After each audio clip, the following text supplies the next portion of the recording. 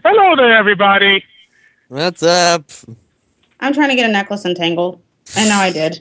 Yes, we're finally doing a random video, and today I decided to do this. Today I have a list in front of me, a list brought to you by Dorkly. You may know them from Dorkly. Oh God, I do not like where this is going already. Yes, you may know them from some series as Slightly Fall Higher and Mega Man Dies at the End. Today their list is the 5 biggest mistakes ever made by Nintendo. This is gonna be fun. And with that, let's get it started. Number 5, the Virtual Boy. Agree. Enough said. Enough said. Technically speaking, why isn't that higher? In all honesty. Oh, it's going to get better. It's going to get better. You have anything else to say on the Virtual Boy? No. No, it's just the Virtual Boy. It's the Virtual Boy. That just automatically says failure.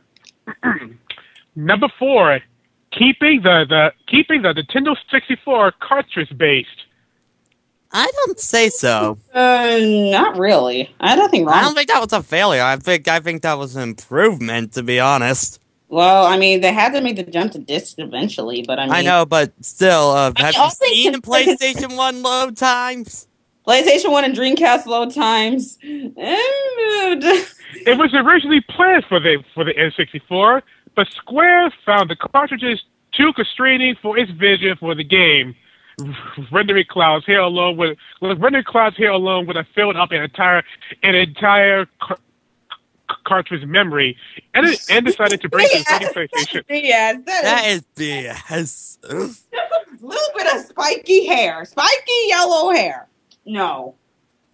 Good Lord, no. So we're ready to move on. No, because I want to go on a point with Square. Stop picking Final Fantasy games, damn it.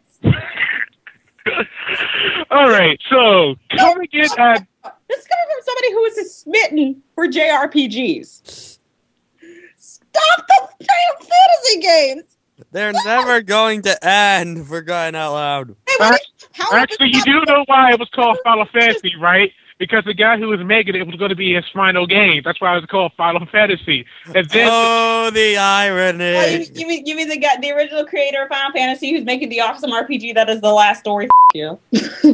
Yeah, it was supposed to be his last game. And what does that sound like? Pac-Man X. Sorry.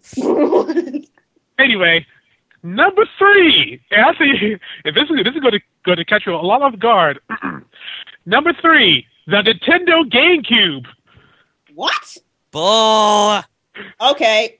Wait. I'm about to get the torches ready, but I'm waiting. But let me read the paragraph. Okay, is this for marketing and for total sales? Because if that's the case, then yes. If they're saying the argument for games, then hell no. Let me read the paragraph. Dang. For the first time in their history, Nintendo had on their hands a third-place console behind the PlayStation, PS2, and Microsoft's Xbox. But what went wrong here? They did the disc. The disc was supposed to fix everything, right? Right? The first thing that Nintendo did wrong was opt for Antonio Disc and its competitors with the hopes of curbing piracy. It didn't help, and it allowed their games less storage, much like its predecessor's cartridge issue. Not only that, but the smaller size precluded the GameCube from allowing DVD playback, as the PlayStation 2 and Xbox had. Hey, people, that's what DVD players are for, which many people already had before any of the systems came out. Exactly. Exactly. Let me get my 2 cents onto this. You know, I'm glad for Nintendo not doing the DVD player, because everybody has one, and it just costs a lot more to actually make it in there. Plus, for the small discs, I've learned that it was to stop piracy.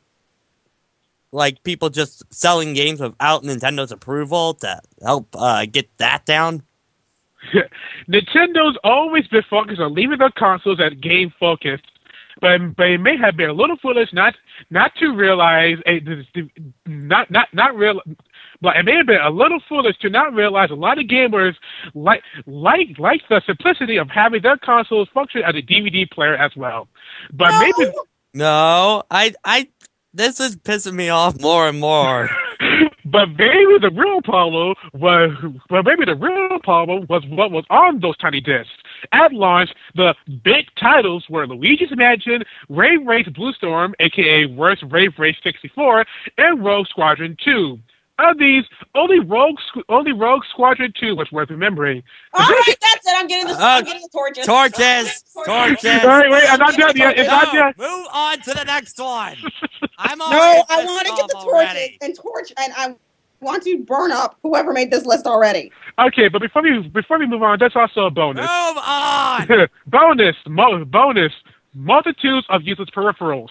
And they named them all: Rob, Power Pack, Game Boy Printer, Game Boy Camera, Super Scope, N64 Transfer Pack, N64 Disk Drive, Game Boy Advance E-Reader, DK Bongo Controllers. I actually like those. Hey, NES those were good. Have you played Jungle Beat? It's freaking amazing. NES 4-score and We Speak. We Speak. Oh, guys, where'd it thought? Oh, by the way, from what I've heard about the Wii U controller, guess what they've been working on with it? The vitality sensor. Oh God, they're bringing that back. They're still working on it. Why? I don't know. Anyway, moving on to number 2, which I think everybody agrees with: shunning the internet. Huh? Yes. Again, shunning the internet. Oh, bad internet play. Honestly, I don't think the Wii's is that bad. To be honest. Nintendo hates your Well, internet. I mean, you could say it could be worse, but considering the 7th-gen console of power output, it's bad. Yeah. Well, honestly, I only really play Brawl, and I still haven't gotten that many bad connections. I honestly think a lot of the modern games, the Wi-Fi is getting worse. If Soul Calibur 5, you play that, you know what I'm talking about. And the worst part, the friend codes, long serial numbers required to find and play with people. That problem's been fixed with the 3DS. It's been fixed. The end. Just Go ahead. All right, it's just I honestly prefer Nintendo's Wi-Fi because I tried to play Soul Calibur 5 online, so it's really not that great of how they kind of set it up. It's like there's no way to go one-on-one. You have to be like in this group of 6 people and wait your turn, and right as it's your turn, it drops you out of the group. It does it. I did it 10 times. Never got to play one match. Nintendo seems to be turning a corner with rumors on the Wii U not requiring friend codes. But at this point, they're far enough behind that they have an enormous amount of ground to make up for. Hear that, everyone?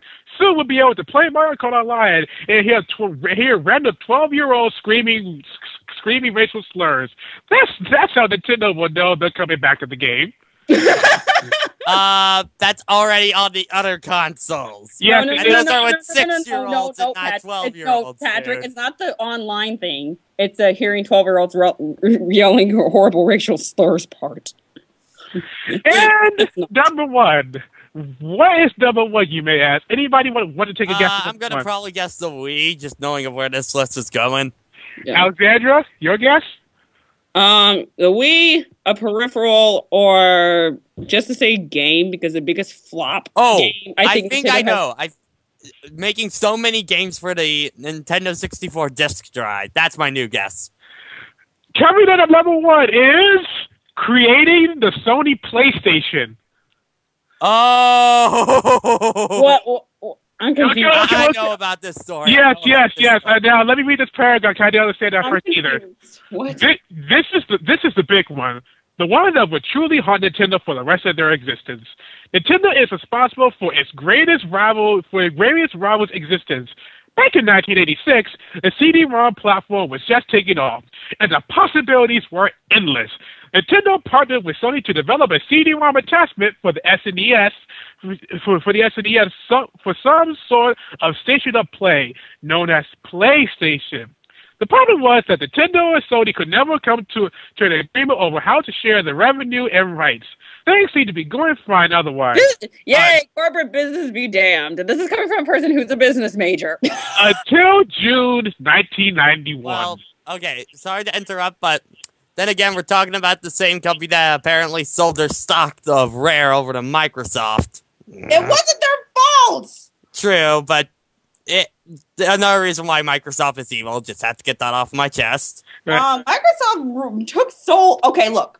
Do you want me to compare Microsoft and Rare's relationship to Dr. Faustus and Mephistopheles right now? Because I can go on forever.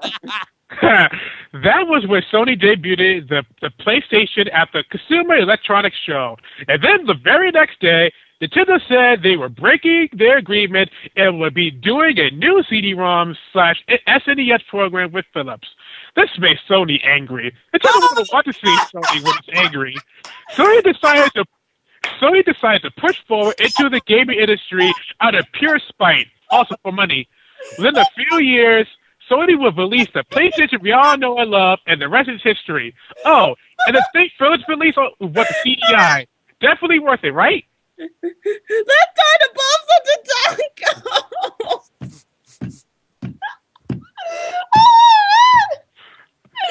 That is Nintendo. What the? I knew this story long ago, but oh man, here it is again. And yep, then the very next day, Nintendo said they were breaking their agreement and will be doing a new CD-ROM / SNES program with Philips. Oh, the thing they released was a CDI. Definitely worth it, right? Oh, God.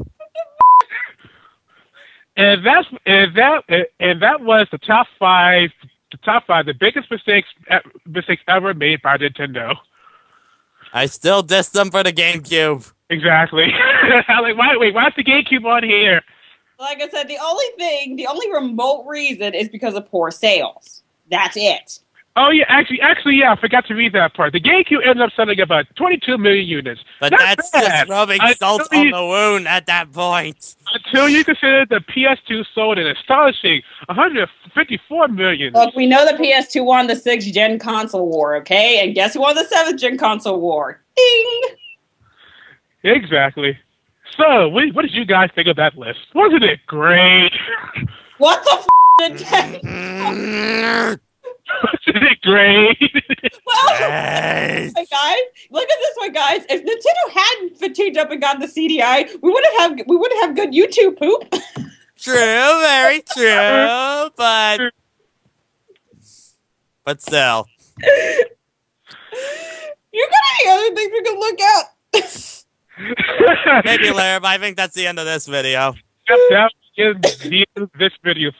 Thank you for joining us, and we'll see you some other day. Bye-bye. All right.